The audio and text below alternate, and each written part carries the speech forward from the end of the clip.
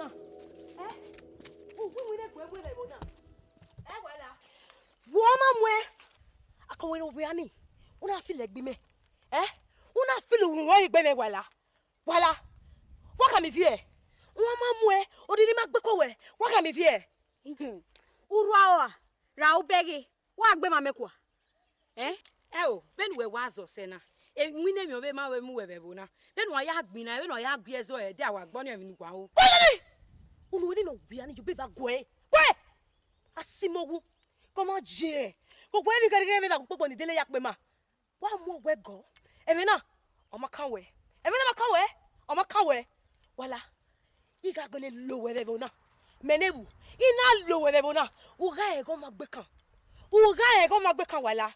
Iga lo we. Why? Hey. Umeti we mro pa yeye. Uwe mo panu awo. Ume nwina. Don na wa we me lele bo kian onu pa so we. Oje. Pascalifu. Pascalifu. Pascalifu. Pascalifu. Pascalifu. Pascalifu. Pascalifu. Pascalifu.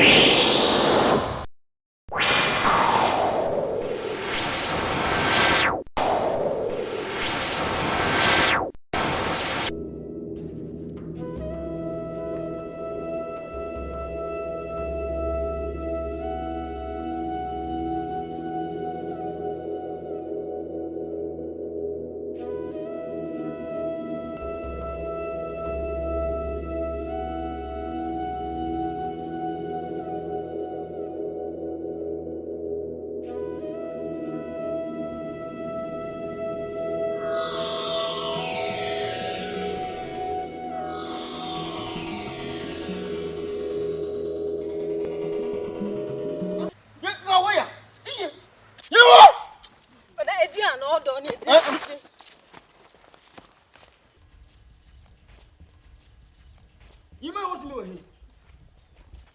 What's the name doing? Huh? You know him. No. Evbu. Oh, me tira. One of what bote yana. Benin di wa gbeja kwere. La wo ya.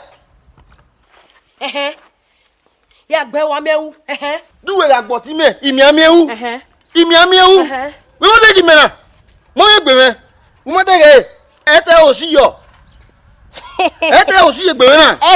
We de ge. We mi o.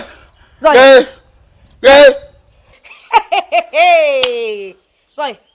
Jo bufawo ra. Your goats. Enari ya tiwe. Ima oni ye. Kaka, ima oni ye. Ye. Boy, e moso we na. E ge dififi we. E moso na. O ga dififi we. Hey. O gyo kan fo e. O ko no koro grabis. O ma kan e. Ni ga mawe. E de ne na. Iga agwefo. Ayi go ho na me yonu. Pascalifu.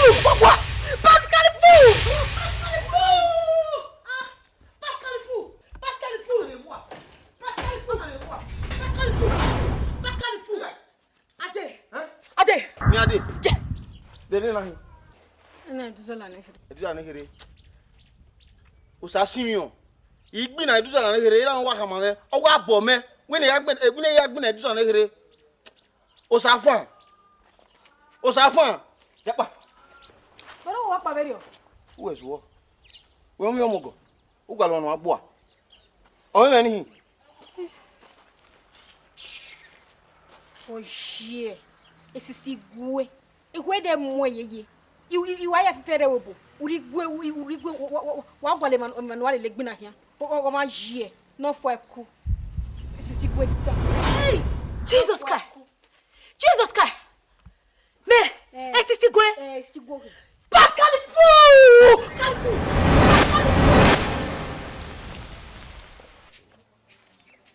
Evbu. Ube agbina kamene. Evbu. Evbu wa gbari melo Evbu opara. O wori melo Evbu opara Evbu. How? O pe awe hia. Okpe oki no gbiri na. Omoku. Oda me pologbe. Ugbe se ga no salobu awe mo bi omo na. Aw. Mo bi aguri egbo mo me ni ana gi me Okay ma pala na. Eru mo ye ya uwe mi ya. Eru mo ye ya uwe mi ya. Oni se eke ni wala. Iya agwalo meme. Ege ya agwalo meme. Amen na. Ya ka. Ehuemue. I ombo pe agwehin. O ma iru re hin ko abu hun biere. Uru rame ko abu hun ya. Uri emele mo pa na bu. Okogbo ni ekori hun mele ejina. Uri emele. Wa me unwo he amo inu ma. Wa wa amu hun dai o. Nu ya gbe. Baba na ni anu ya gbe nu ro ameko. Umu hun dai o. Bia ka. Umu hun dai igu e mo po. Ije la wo igi gbina. Ima o nu agori ege ya me ana. Ije la wo kedere nakpa. Ide gbe gbina. Ifi were ne. Tuto my heavenly father. Ifi were ne. Bubu ya Tiere na Noguan agbali bata agbali mi ya yegbe na wari. Igi ya mi o se me imade. Lawa, eje ro pa. Ni lawa. Iweru lawa. Okay. De na be kibo. Onare ma we igi gbina. Uwe ni anye me na igi gesu. Igi gesu me kikina. Igi gbina. To my heavenly father. Igi gbina.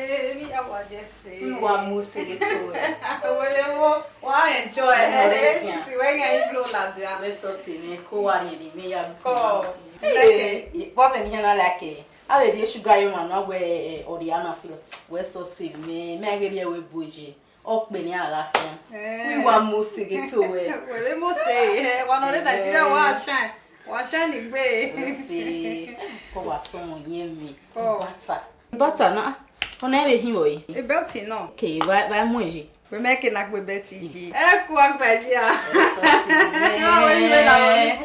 we go me like you work up me wa like work up ma ye be o se me ni ewu ni mabule ni me wa ka bo wa like we so see me ta hia me kwa e ni loke ya be vi onu we so see me ya be gu edo apoto kepa du pon no be vi me gu e be oyi problem we so see me ko we ai tawi ye kenya kele ni ande ya tawi Ime ropa o.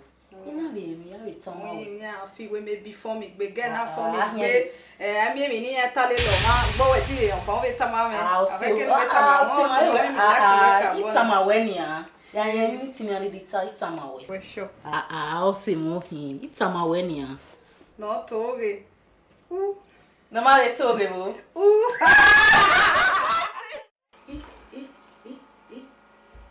Ogogo wa ti sile na no we. Oh ya gbe oga oko Ekeun. Oye me na ekeun. Go ma bere. Me me gbona de. Gbere we me. Iye. O bia ka fa na o wa gu mejo o. Lari me. Tu no says we boy. Ili emu o me kena kuse. Mama na. Well eh. Me no. Ekenu gogo na sile na no we. Igajo. Munda we. Ma voyo baku kotore. Ma baku viegwele. Boy. Language Kenya sile bade. Language. Arena. La o wa be jo Evbo. Igaze je pati sukmo. Wa ege. Emi na tike dati baba. Eni Evbo boy avio no we na. Me aka vie na ni. Arena. We ya wo Sunu da wa be jobu.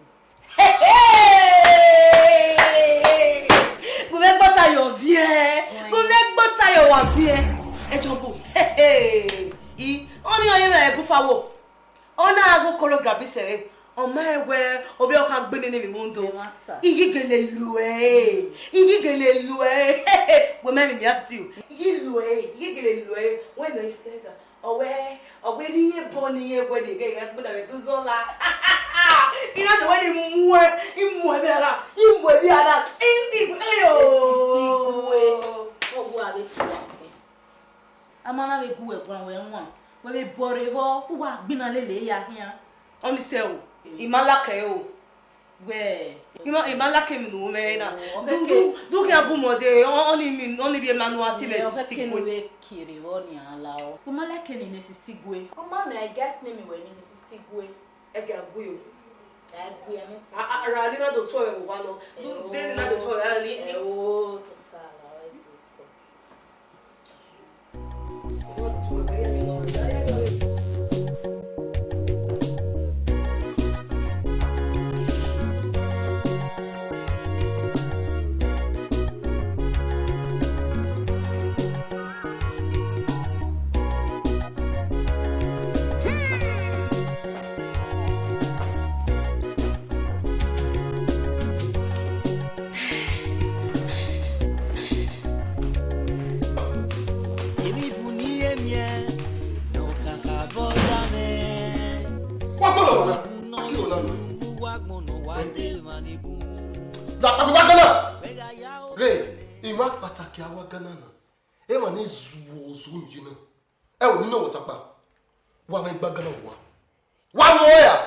Jesus Christ. No, Jesus Christ. Jesus Christ.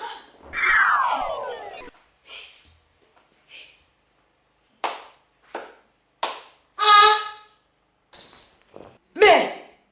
Able to go eh. Don't califu. Me ro. O we feel like ogbe. When I feel like ogbe me. Ina lowe. Oh, otwe, ose. O afa. Enu na wo no ya we kapego be. Wona feel like ogbe me mana. What ye? Do my bonite campaign. Champagne à tirer camper. Won. Agwalo. Wona wa kanu mesina. Amogogo, amewe. Ose ni agba ku kotore. Ni agba ku viegwele. Amewo motwe. Idotwe. Iwa na megbe me yin na. Ibu no we Sunu wa gbono wa de manibu. Wega ya omione. Ono na gigweta Adeguna ya omioe Ono na gigweta Iye Erie vina gmoye Erie gmoye Erie vina gmoye I walk Erie gmoye I walk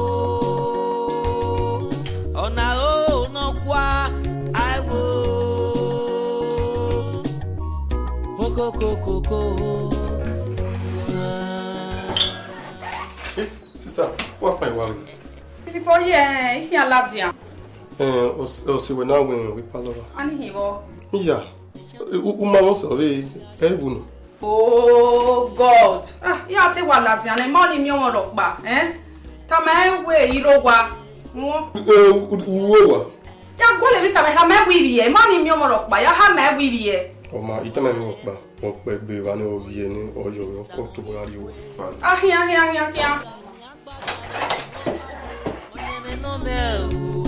Emi no mo gbo mo yari ba e.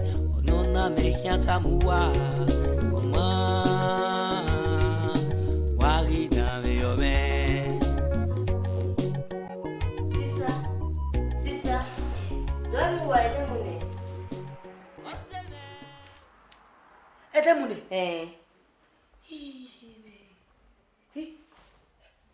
Go. Or a technology. Oh, never pass away, mana.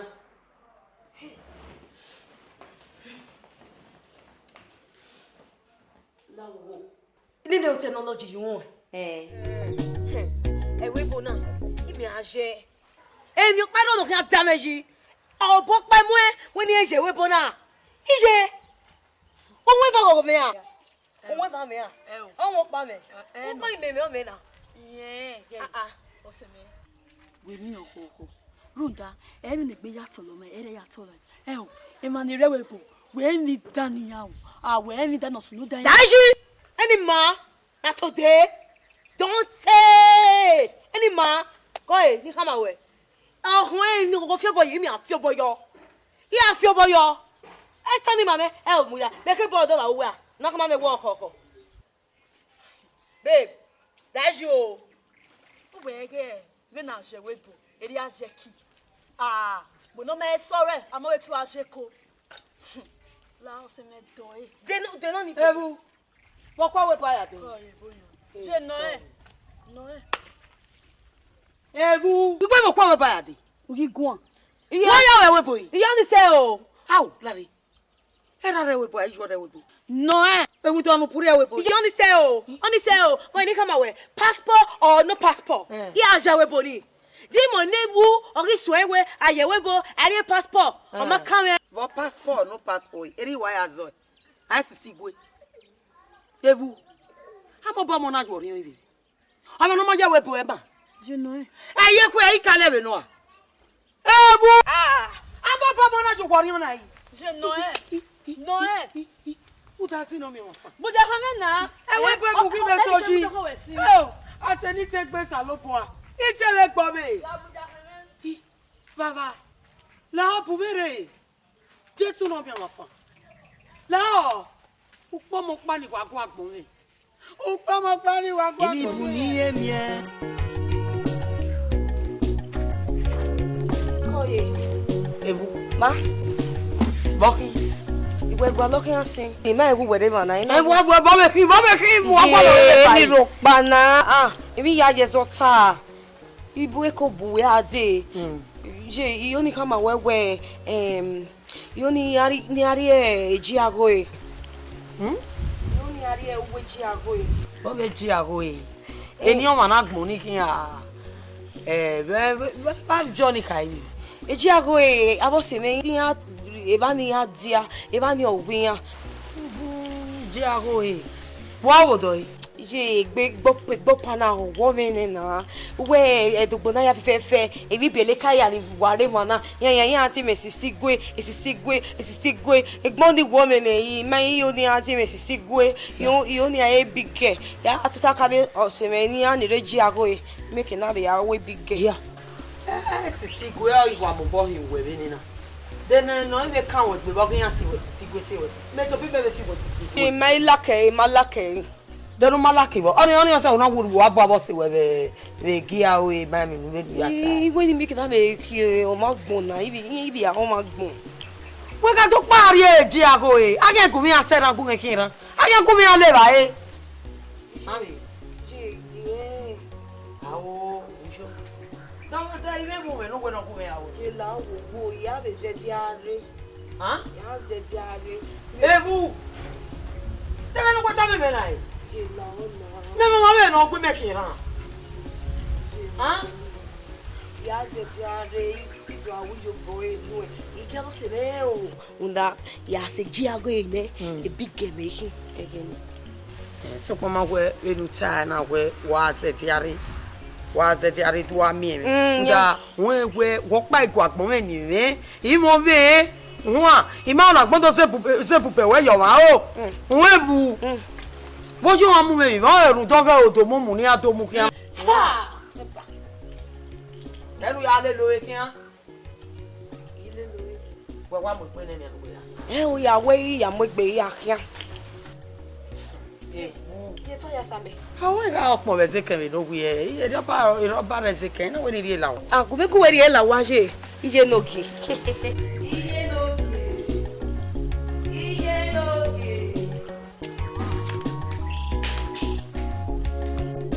Emi bu no we sunu mu wa gbono wa de manibu.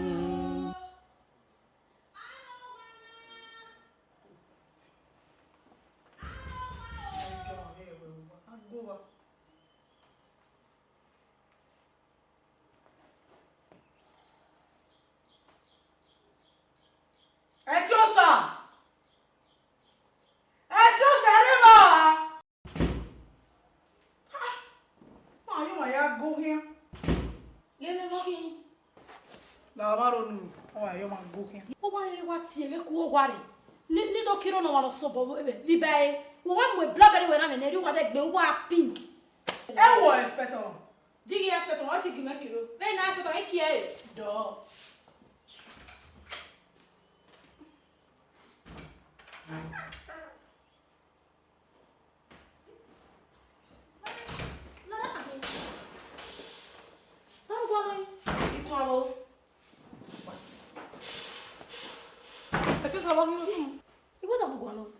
Iwe gwali tu on ye no mota wa ge be bale me ne kpori kobo. Ito!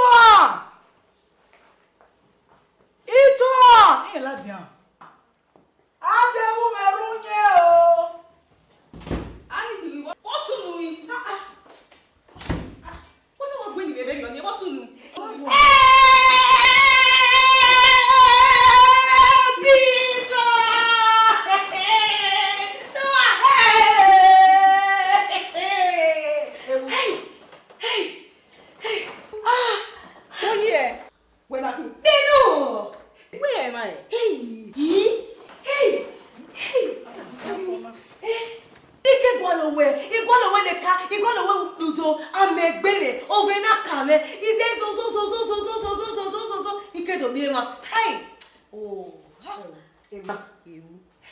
So where is it the figure here? Okay, primary school wa David ya mo Gbere ri ya mo Gbere. Ni na kin go si lo je pe na. What na kin? Malake o. Ki we dey no ki? Eni ara emeda DP. Instagram on our You don't throw away. You know that man way ni total no one can me ya total. No ri anyo me. Wa le bale me ko kobo. We ma fi we here. Bokia. Eni ayi. E say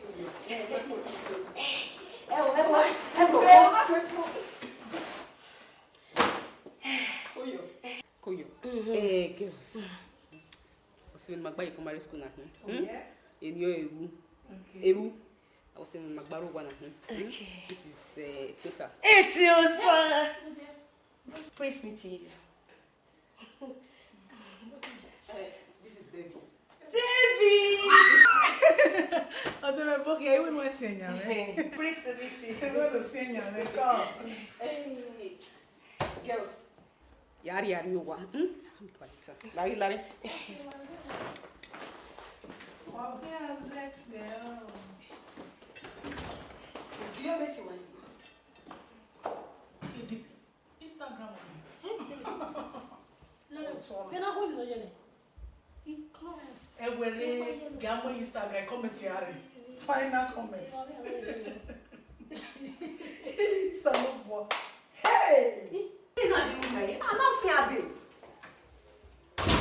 Just no. Evbu. Who was Legemah? Oh, mon joboro. Gbere mo nebu. You salo gwa ni Evbu. So ya wa go egun ni afeni ma we kedere ade ola we ho na otilo go no pa fo. Ugbe pati ukun e kan lora yo tukun yegbe. Evbu. Ye get admin you have to no say sunu yegbe na you have to go here. Bebe yo yi paso ayi ma. La si me aye. O worry party. na jegbe na mwebebe anana igo lucky we then na lucky we awo na ike joy o to te pe ti eke ya vi pona ladia go yo it no say na was settle down mwebebe ana o ewe o se be kaka oki kaka bo wa lucky we yo we magase mani ya bere yeah we collect babes don't show collect babes o ware na o ya me kaka bo gbeku soto Gbere. Ewu. Okay, even get no baba na. Because e ka bo come vi bai. E je bi be chosa. You have to stop me when you need to tear well at any mapa. When I no say sinai. We gujo jo waja. Because you get am question we. Orele. Iro bag ti wa gwa lo si awon si. Igwe lo bag. Ni kan visa yi. O we gba lo bag no visa yi. Ewu we for the tenete. When my party there, what probably silize silonima. At the time I see you way, my silly way, my view at you. Or say now ima on name with them as so or say, do well lobagiri men then visa. Where gujo? Why could you waja? Where? Oh God. Jesus Christ.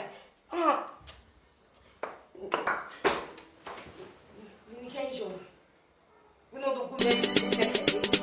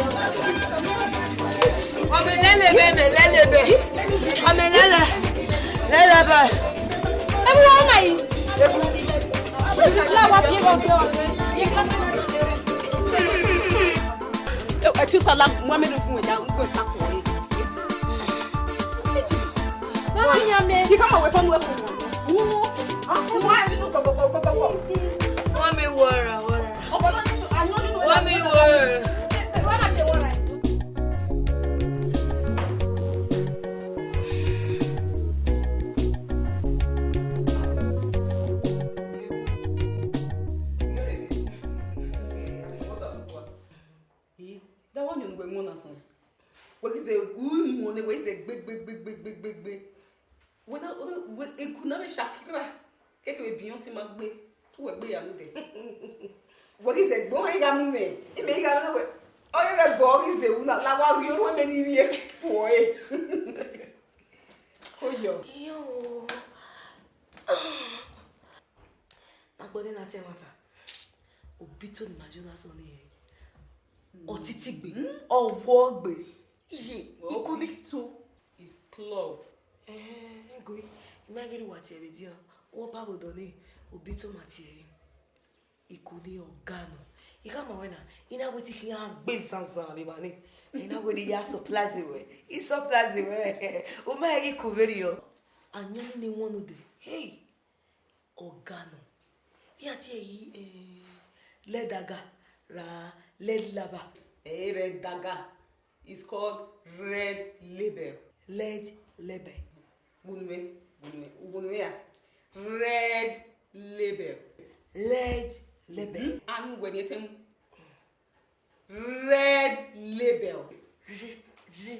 Red label. You put what I? Ogano ni. Oga. Hey. Oh, what baby if I don't want? Ije. Why be wa go egwa na e? Ume, okwa piti. Oye na me ti amwe kan abi ayo mo. Ije. We mi e. Oye na mi adu mi ma mu me. Boy. Worry. Yan go ba no. O ma wan no gbe. Yo. Yeah, legal way. We are going to tell you that me again. Who are you, wedgie? Okay. But don't worry. Before we came, we know some awful. So, how over women now? What be hangover? We go up on us saying hangover. Hang over. Hang over. Oma you ya Latin. O le so ni o ni rule mi. Wa we for ni wa o se pe bon ya ko e. So that make enough freshen up, Call. Oma. La wo. Urere. We can't So that they are over na my phone make it now.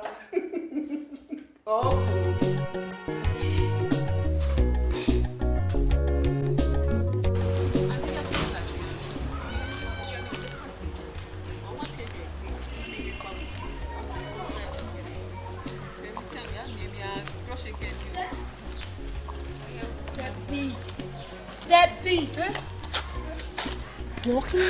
Who are you for me? So what yakba? What do you want me for people? Gbogbo lega.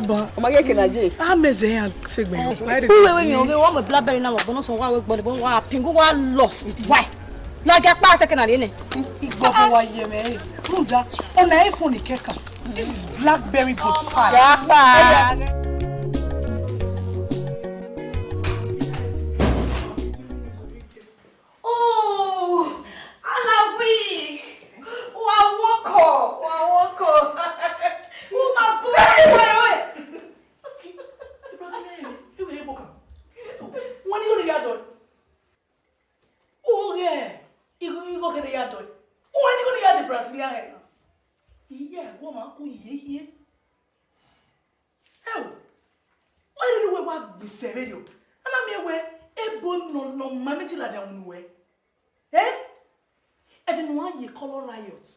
Evbo no my ladian. E de no ave ju kuno be ma. No my ye be ladian. Te do wa je boy. Na wo ni men go me pa. Da o vere. Ge GSM. Ona go you book BlackBerry me. Hey, ni come on. Ona e BlackBerry kekan. BlackBerry Boot 5. Na. Iya e ko mo roporopa ku yeye. Hell. Di gwen we kere. O ma e gwen kere kadari ade. We mai, go me go ta mame. Ma ya wa lo wana kadari ade o ma e gwen kere. We mai no ta mame. Ni kama we. Era me isi okere isi. Iji me no kwa. Ona ke wo beli re wo beli. Ije me ke bi me. Opa mawaye tele wade. Tele opa mawaje. Do fe bambana ne amina gwana. Iji me waye ropa. Ime kuma Bombe wa don't understand. No da opa ni. Manu na mini me no gbe won na ya fe no vi ohia. No da mani kisire. Iyezu o we ni anamia. Ni kwemu nonsense. Na ori me na. Mais wo opa. Oh ma, see.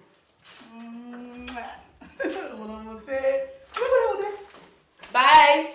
So you another day. Evbu yezeba. Bye. Uwe be yin what are you? We bono ma se. Hey. You know what? So, broke by betting bamu. When I body and was there. So you another day. Eddie was the one who went the baby one. So you another day is see you another day. When you're in the tea, you're macane. Boy, me etaba, a blazigare. You know, be blazigare. Brazilian biggest guest return, and fix. We have a guest nigga in no Sunu return, and here was so Brazilian fix. It's very expensive. Or about one. A blazigare, what expensive. Expensive.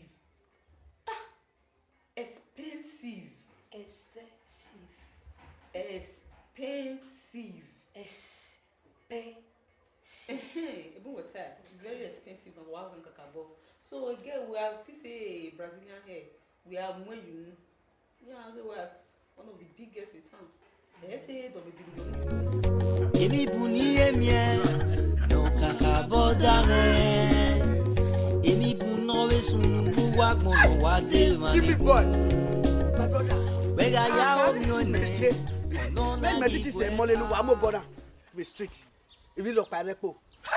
Tali. Again, me na Tali. To be fakunwe? Me Jimmy Gugwa. Me na. Na me dey here Italy. Like Benghazi we yak Italy. Na Libya you go now. Who go Libya me? I mean na Libya me go. Na Libya you go now. Na be Benghazi you go. Me. Like no law where is that one our years a monkey jacket na. Who walk you fin na. Who fear when you go 4 ya so. On your Italia. Let's boniki. I say Italy yo. Where am I going na go? Oh, it will take it easy. When work bank in where you. I'm never sitana. If not because of God, and because of you. If to say na Italy this thing happen, a mafia man go. Come on, a mafia man go. If to Italy with them, you go fit to be where? Who be you? Never I don't blame you. A mafia in Nigeria say problem. In Nigeria say problem. If to say mafia, here. Where me Europe? If I told you na police. Where me Europe were there? Forget it. Forget about that. Where lie the motor, maybe travel. Where you are, you don't enter Gbere. I only say you're not there here. Where did it happen? About one they go. Forget. What man can you my brother get back? What man you? When I go to worship me, man. The last travel I'll travel. I better move. Forget.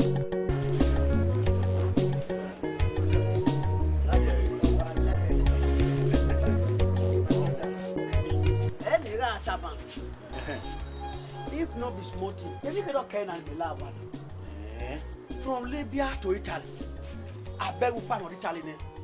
Okha wafa. Oh, you know what? You know me now. Where you know me for Asta. I know what that is. Atlantic Ocean metana. I know what's wrong.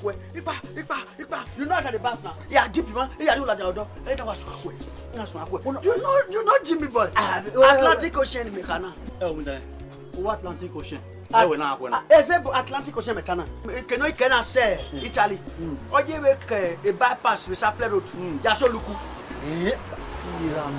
Me a deep man. He had no Latin road. He had deep man. He had no Latin market. Okay. Small time, shark just come.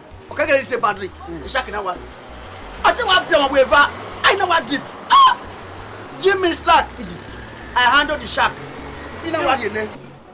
You know what Pame? I know what Zulua. A shark. A shark. What deep way? Yeah, what high one day. But somebody punish me. Bono patrol where's the police says I know what the level. I want to work at the man. Evbo no handle me. Mege na repatriate me no. E me no was Egbuna. I follow the Hogan, but 10 police that they handle me. I follow the Hogan. And me ask where did not pack coin for Nakma. EJ, and there the contest to shock me. And I did say what you know everything. You were going to video. And you were wanted by the last Olympics. Here in Sumini. What wanted by the swimming group now? Where am I going now? Nah, God at the fire. Not be Nara, if not Nara or God at the fire for Nigeria. Now you are the fire, my brother. You don't know. Oh, my paper. Maybe customer. Okay. I'll be later now. But you believe what I tell you, Shabba? I the swimmer. You know that. I believe you. I hate Bob me new way. Okay.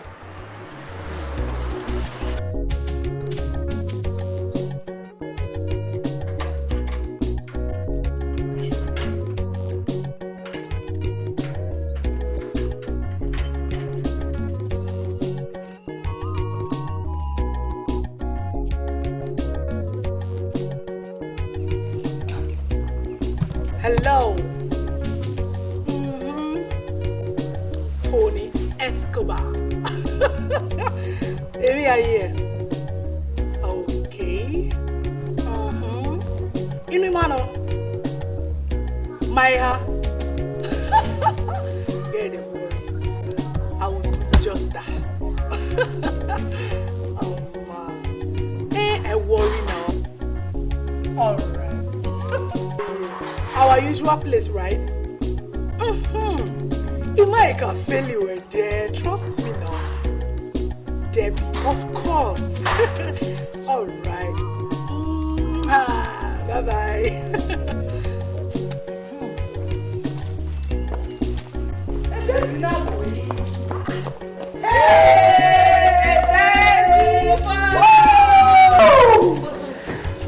Everything just so. Whether why you almost want to go where you are even a me way. Whether again, I might trust you well. I don't trust you at all. Only the way to where I'm monitoring. For sure now. All right.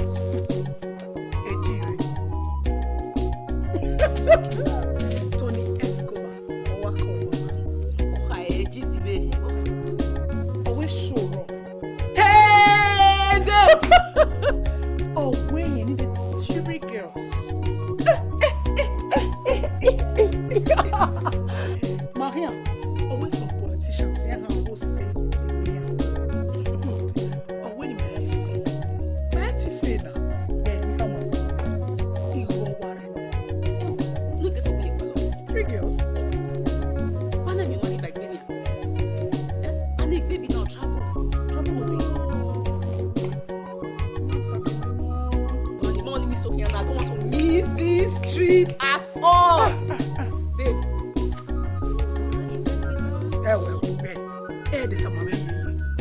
Mama, where again? You will no way. Again, now. I'm not going to clean. A baby near clean up. I'm not going to clean. It will quit. No. It will quit.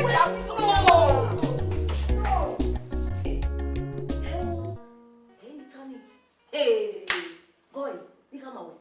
Jane me go pa. Una so pass bomba. Una ya name me Evbu. Hey. A baby no we lost in them pa. Ya eme. Evbu. Hello. We ge. Nye ke do mwe. Estitigue no ma. O me level si me. Ugben. E level si me. Hey. I'll be here. God. Hey. Negocie capaz. Away 4 o'clock. Evbu. Wa we mu gbe by 4 o'clock e ma hian so na Tony Escobar no brief we mu awu.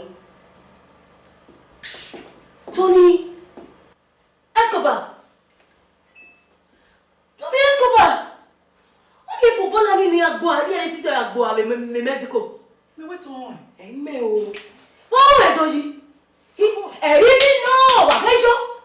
Me o. Babe, you can't come away. In a way, every oh, why empty?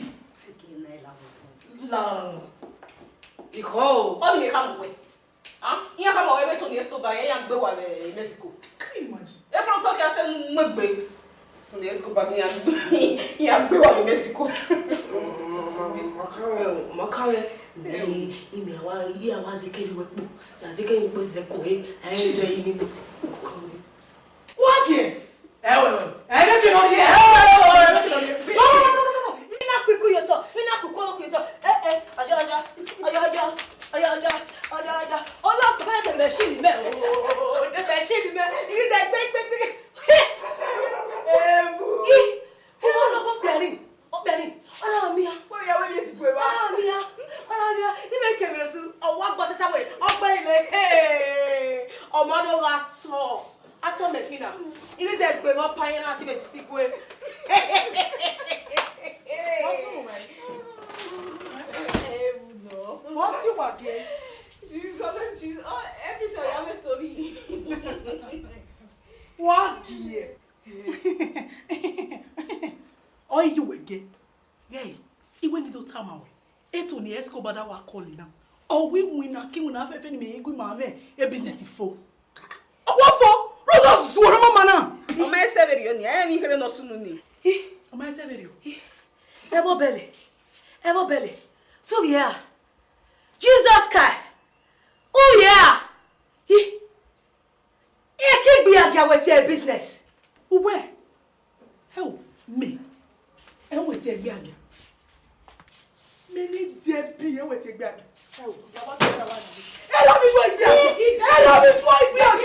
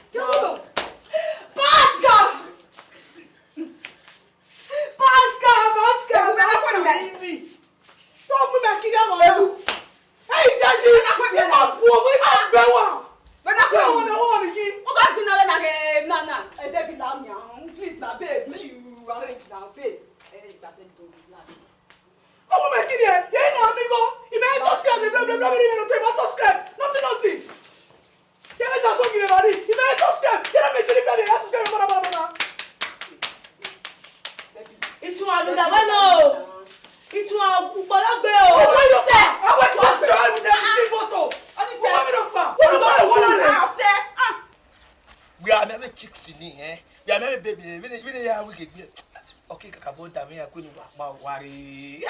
Your dame Gbere, I be party. I be not stop you. Gunwe, no Guguan. When can I we na aje party? We man big boy na aje party we je party. No aya ka wo jo bito na so ata wo je party. Go yes so ami wa. Just stop it. Aye boy time. Stop. Asu ojina boso no. Kai. Ori a wi mai nwa. Kai. Pe nwa ne. Gena ivu egboto. Wazua. Okho le baby na do bo aye video no ye for flat. Takalo ikalevu lemu. Egunwe. Even again ije. Even on aje. Again me Guguan no dey. O makwe. Ona twasen yima o. Usua. Me go ge gon twasen yame we ya kalo. We ya kalo ni an. Ya gwegwan. Ya gwegwan. Ya gwegwan. Babe. Oh baby biba. Jare. Oh baby. Me go win it. Baby biba. La ya te ore. Oh baby biba. Come my dear. My dear, excuse me. Egbe polozo na mi tutu. A oni yari o ya oni yari kengwa. Ari kengwa zoka yi. Oye ve sweet ni bi kare yunu ya. Emi. Oye wo won, ari won yunu to asefo a. We ono ya meti we na. Ovena bungbe we ma ni da ke Malaysia re na me. Ono ma to mu bo apegbe wu fe. Ije me, if I so stay yi. E daddy me, that's my dude. He let ake London re. Me to be me, imeye Malaysia we na Ugbo. Iye kere ason avant owie o. Imeye Malaysia we na yo. You wa we me we. You ni me we gba ro.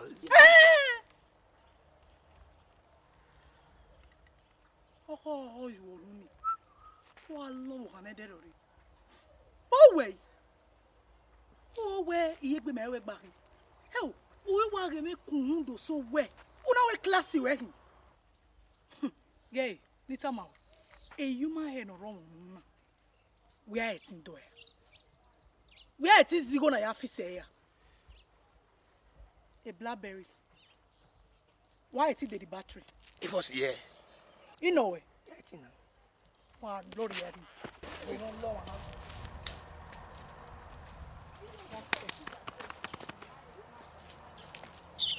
Baby. Oh, baby, baby. Hey, come again. Hey, blame. Again,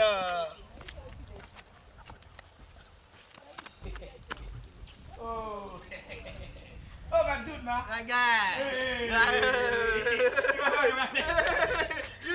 You we're growing up. Again, you who are going. Me want me again no what tripping. What wa kiss we? Back my way. I tell you boy, you kissing now. To asalo abi baba. Again kiss we. O tie body na tie body ju e. Iye ru wa we na ya desable kele. Again me gugu aro ko ni we be na. Ozuo. Get out. Get out. Get na emi e na ahia kiss o mo boy ya ru ama ho. Master. E wo we na gwe we bata. Wa gbe we ko ese yo yi. Ya ka lo. Iba ba go pa. Ama gba le ni. Wo ma fe o kan jame ji. O me mo wa jame yo, ma ino jame wa we jame yo. Ozuo ke gari wa. Agwa agwa pugwa. Mede gbe oni de gbe mi wa wa me. Mede ajame mi na wa.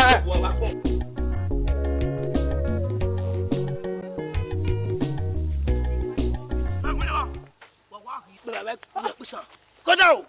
You go back. You go back. Wow. Go down. Umi no de kan we na. Ona AK-47. Wa we ni ha. Iwo re we bi o. I want to be. Oh God no. Hello. Brother. Kolo. Wa gbe mo. You my na ida do e. Okay, wa fi. Wa gwa ni ha. Shut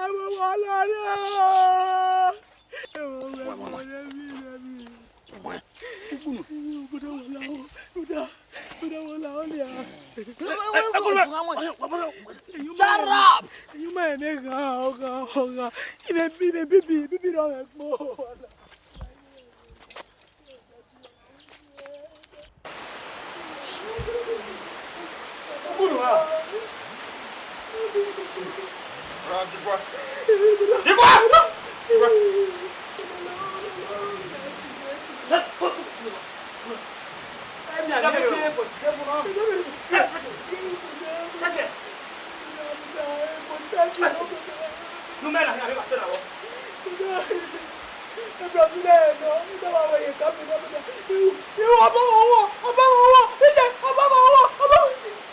It's 250,000.